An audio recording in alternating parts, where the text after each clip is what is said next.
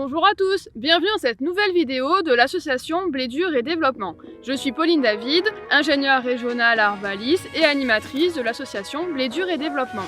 Dans cette vidéo, nous allons vous expliquer comment mettre en place un piège chromatique pour suivre l'arrivée des pucerons et des cicadelles sur votre parcelle. Nous verrons également comment utiliser ces pièges pour raisonner les interventions insecticides vis-à-vis des insectes qui peuvent transmettre des virus particulièrement dommageables aux cultures. Les pièges chromatiques se présentent sous différentes formes. La forme que l'on va vous présenter aujourd'hui est le format type plaque engluée. Il en existe différents modèles et différents fournisseurs les commercialisent. Le principe de ce piège est d'attirer par sa couleur jaune les insectes qui volent sur la plaque engluée sur laquelle ils vont se retrouver piégés. En effet, lorsque les conditions sont favorables au vol, c'est-à-dire par temps ensoleillé, en l'absence de vent, et quand les températures sont généralement au-dessus de 12 degrés, ils vont être attirés par le piège lors de leur déplacement. Ce piège n'est pas sélectif, il va capturer différents insectes, autres que les espèces d'intérêt pour le suivi des cultures sur la parcelle. La plaque engluée est à placer à au moins une dizaine de mètres de la bordure au sein de la parcelle en privilégiant une zone suspectée comme à risque. Il faut être vigilant qu'elle ne se trouve pas dans le passage des roues du tracteur. Les plaques de ce type-là doivent être placées à l'horizontale, légèrement inclinées pour favoriser l'évacuation de l'eau s'il pleut et placées à quelques centimètres du sol, comme ici, pour éviter les projections de terre sur le piège. Une fois le piège positionné sur la parcelle, il faut le laisser quelques jours, maximum une semaine, sinon la lecture sera très difficile, voire impossible. En effet, le piège en place va capturer différents insectes et peut être rapidement saturé. Un nouveau piège doit être alors positionné. Ce renouvellement des pièges permettra le suivi de la levée jusqu'aux premières gelées.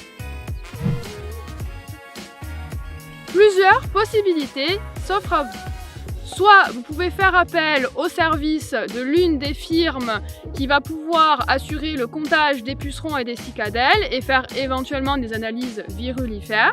Soit vous pouvez regarder vous-même les captures de pucerons et de cicadelles dans le piège. On va distinguer alors l'observation des pucerons et des cicadelles.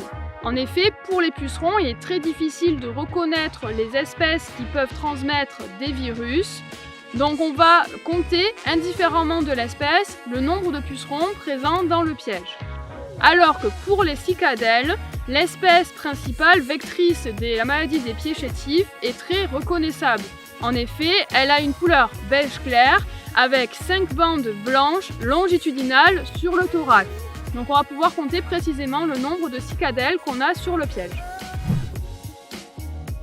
La capture de cicadelles de l'espèce vectrice de la maladie des pieds chétifs est un indicateur direct pour réaliser une intervention.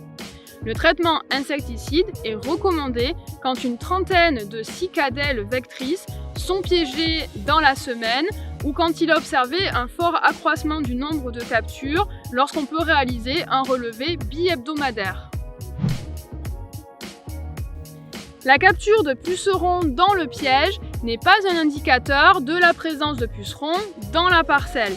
En effet, le piège va attirer plein d'espèces de pucerons qui n'iront pas forcément sur les céréales à paille ou du moins ne s'y installeront pas et ne transmettront pas de virus. Si vous en attrapez dans le piège, cela veut dire que les conditions sont propices à leur activité de vol et qu'une colonisation de la parcelle est possible. Il faut aller vérifier au sein de la parcelle si vous en observez. Pour faire cette vérification, on va aller directement observer les plantes au sein de la parcelle.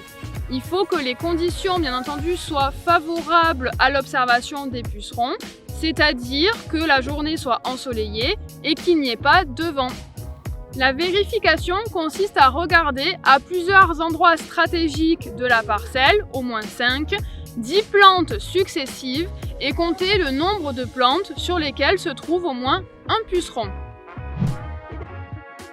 Si vous observez des pucerons sur 10% des plantes observées, une intervention est alors à prévoir. Si vous observez moins de 10% des plantes avec au moins un puceron, mais que la présence des pucerons dure au-delà de 10 jours, alors il faut également envisager un traitement.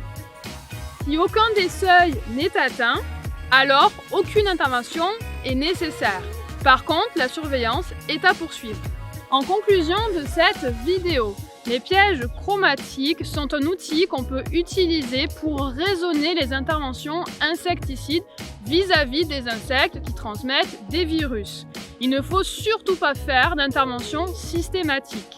Pour les cicadelles, on l'a vu, c'est un indicateur direct du besoin ou pas d'une intervention insecticide. Pour les pucerons, ça va être un outil qui va nous aider à capter l'activité de vol des pucerons. Mais il faut aller vérifier sur la parcelle si effectivement vous avez des pucerons qui ont colonisé vos cultures.